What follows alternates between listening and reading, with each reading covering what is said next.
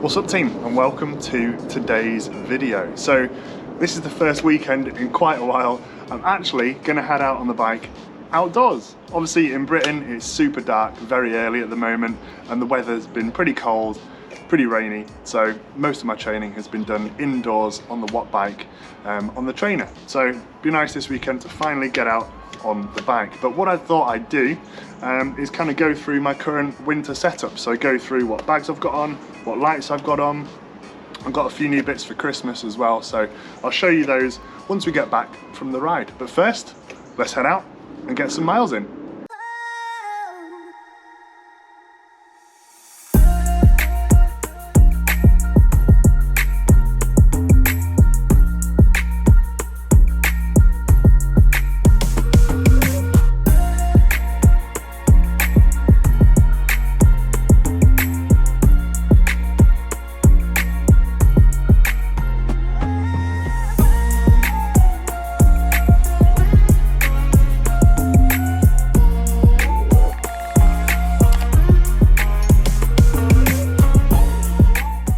We're back. I'm actually filming this just after I filmed the first clip before I go out on the ride, but I didn't want to go out on the ride, it get too dark and then not be able to film it, so we're putting it now.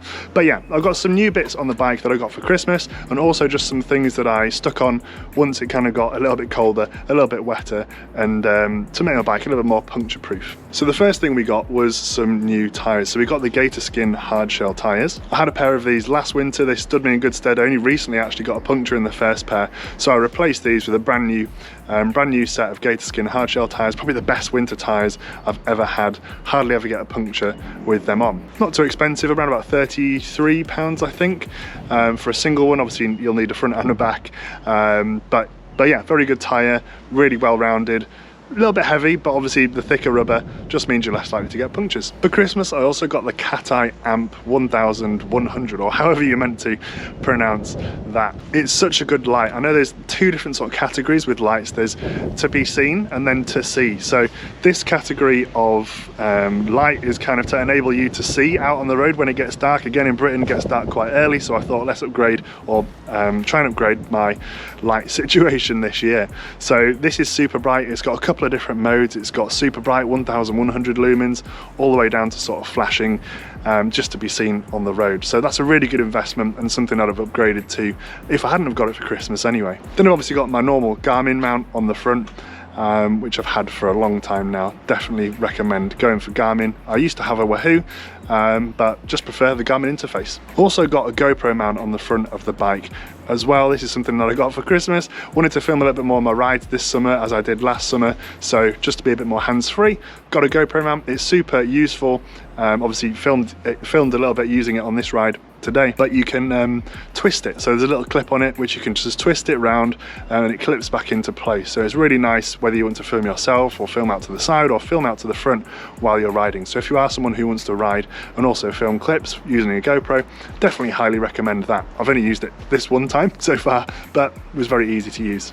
We've also got a tri bag. So this is meant for tri bikes, really meant for sort of gels on longer rides, those sorts of things, and if you're doing a triathlon for example.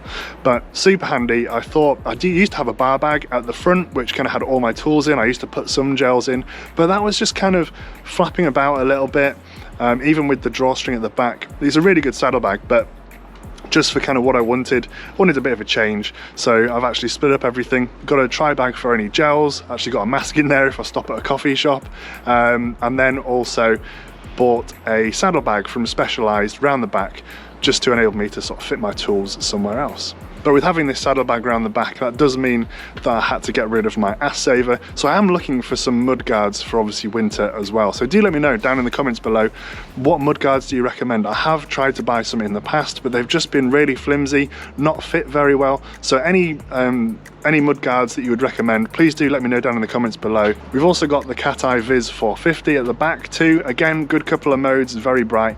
That's kind of the brightest rear light that I could find. Definitely going to be seen with that. Again, it's got a couple of different modes, flashing. It's got like a Peloton mode, which is not too bright. Just if you've got people cycling behind you, it's not going to blind them.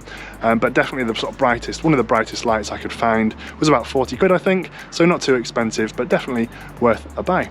especially for those winter months. So there you have it, that's the bike winter setup. The only thing I do want to add is just some mud guards. Probably a little bit late into winter now in the UK to get some mud guards, but I haven't been out on the road too much, as I said, because it's been dark, cold and wet, and the weekends have been quite busy for me, so been doing most of the stuff on the trainer. But yeah, hopefully you enjoyed that.